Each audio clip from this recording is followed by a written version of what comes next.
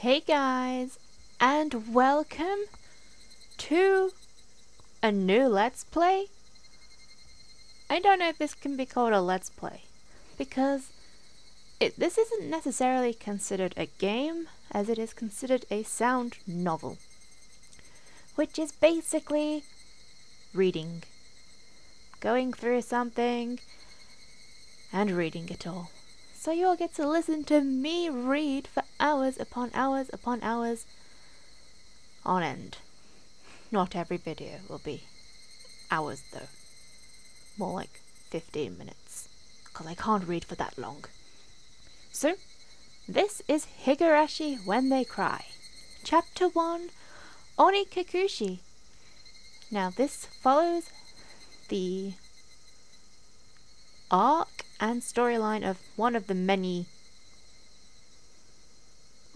arcs of Higurashi. There's a lot of them.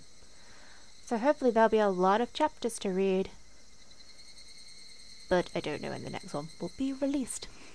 So, let's just get into it. I should probably point out that the game is probably more likely Japanese translated to English rather than English translated to Japanese, so there might be a few grammatical errors here and there, but that doesn't matter, because I'll probably read it wrong anyway, because that's the way I roll. So, let's get on with it.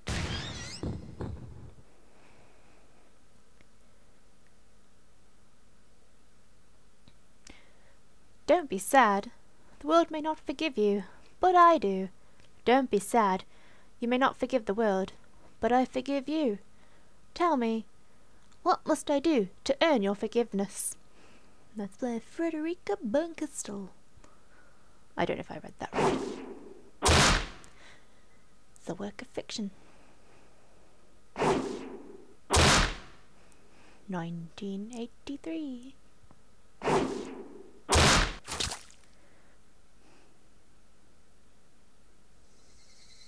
If I was going to be ripped apart anyways, having my body ripped apart would have been far better. I trusted her. No, I still trust her. Even in this very moment, I trust her. But I'm starting to realize I only wanted to trust her because I refused to accept the truth. It was as if I was trying to convince myself in such a silly sobbing voice, and those tears making my face wet? I don't know. That mechanical repetitious sound finally stilled and everything fell silent. Only the cry of the cicadas remained, annoyingly loud, and yet I felt as if I could still hear her voice. But that's not possible. She is no longer speaking. The only one crying is me. She never cried. Even when she repeated those words over and over, she never expressed any emotion, because there was none to show. If she had no tears to shed for me, then I shouldn't need to shed any for her. Then why? This pain, my eyes getting moist. Why was this happening? I still wanted to believe I hadn't been split apart. That's enough, right? Inside me, an inner voice gently whispered. Whispered gently. I can read. My spirit had suffered enough, and countless times I'd wavered over whether I should just throw the battered thing away. Except I've stubbornly refused to do that, haven't I? I'd feel better if I just threw it away. Even knowing that, I chose to believe, didn't I? Only I can understand that painful struggle and appreciate it. Hey, me? I have tried more than enough. I'll acknowledge that much. So, isn't it all right to just take the easy way out? Besides, I'm not throwing it away. I'm leaving it behind, with her, like flowers by a grave.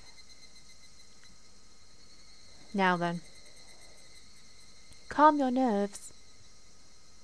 even though you can't feel your right arm. Just lift it up, and with every swing, forget a little more. That kindness made me happy. That adorable smile brought me joy. I liked petting your head.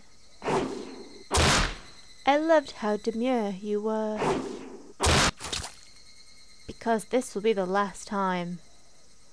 Because when I swing this down, I'll forget. This is my first and last bouquet for you.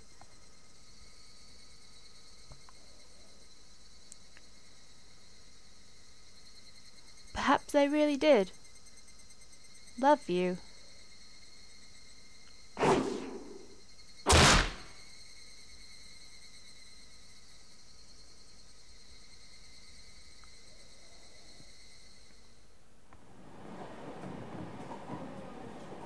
Somebody has been apologizing for a while now. I wonder what she's apologizing for. It felt wrong to eavesdrop, so I tried to ignore it. It had been a while since I last went to the city. I only returned to attend the funeral of a relative. Even though I'd lived there until last month, I found the bustle of the city to be overwhelming. Those skyscrapers and the multi-lane roads, the melodious cacophony of the crosswalk.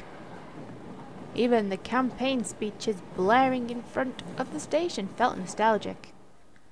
The place where I live now isn't nearly as lively.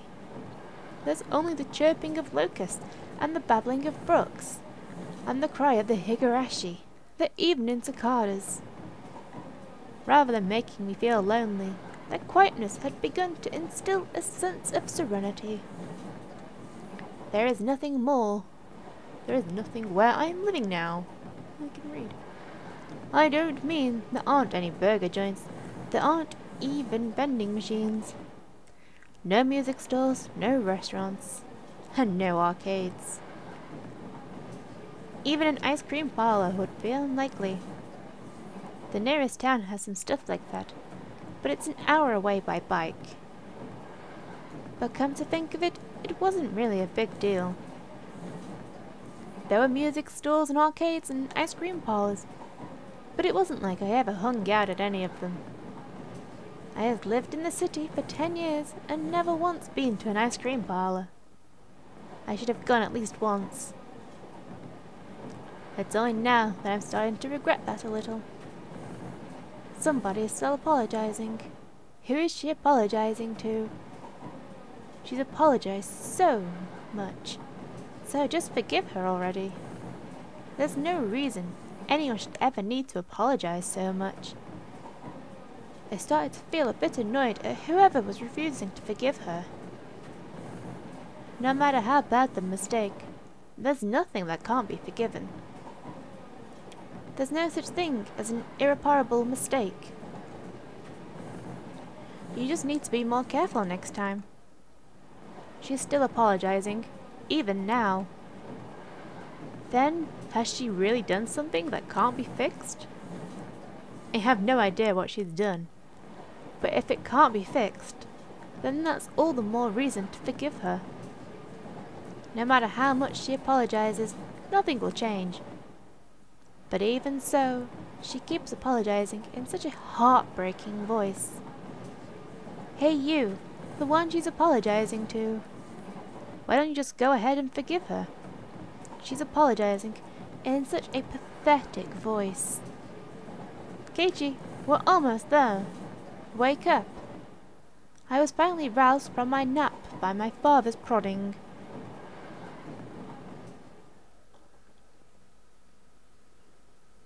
It seemed the train had reached its final stop. We'd spent hours riding everything from the bullet train to the local routes. It was hard to believe that the landscape beyond the window and the city I was in half a day ago were in the same country. No, that they were even from the same era. From there, we'd take a car deeper into the mountains.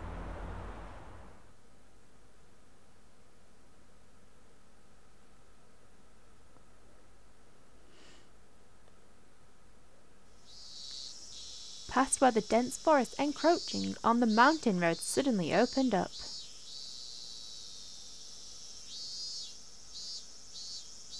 There, where I live now, Hinamizawa.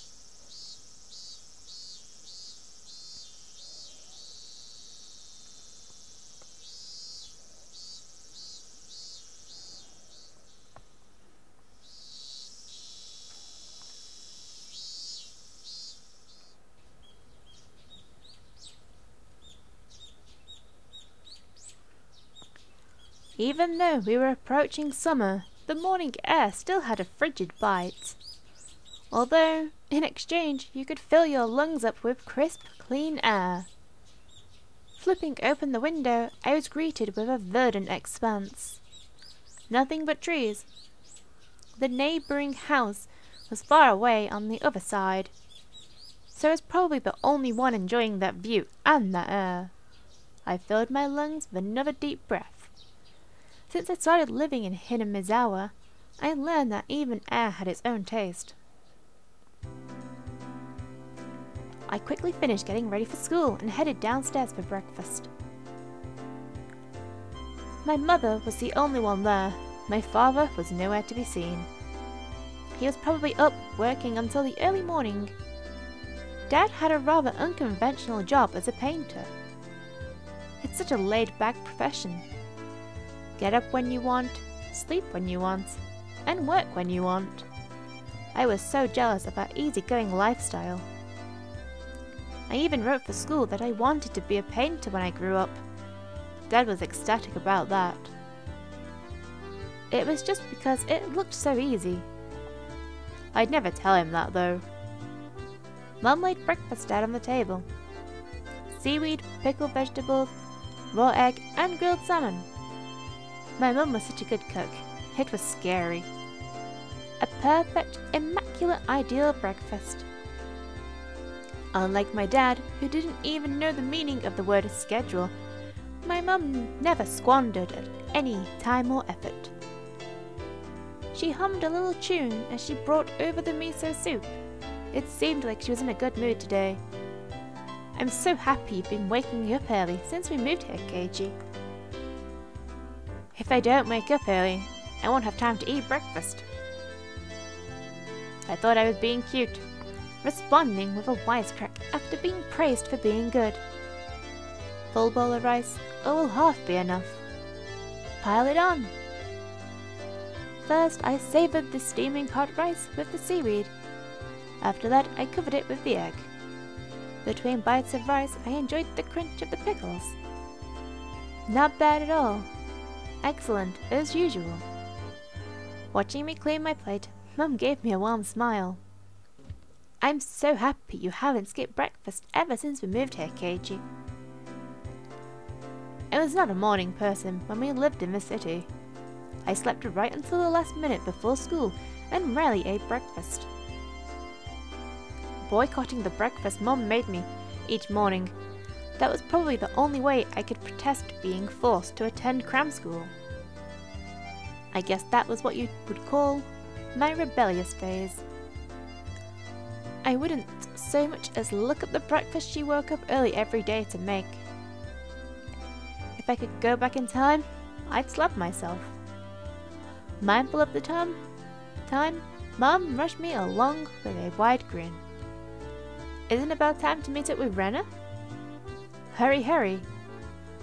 Mum really seemed to enjoy the fact that her son was going to school with a girl. Rena is one of my classmates. She really loves looking after people, coming to meet me every day without fail. The way I looked at it, a guy my age walking to school with a girl was just lame.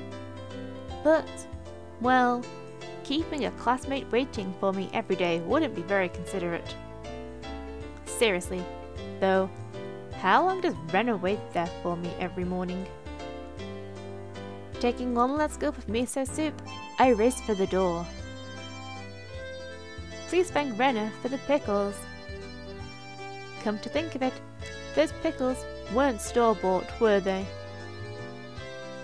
If I'd known that, I would have savoured them a bit more. Morning!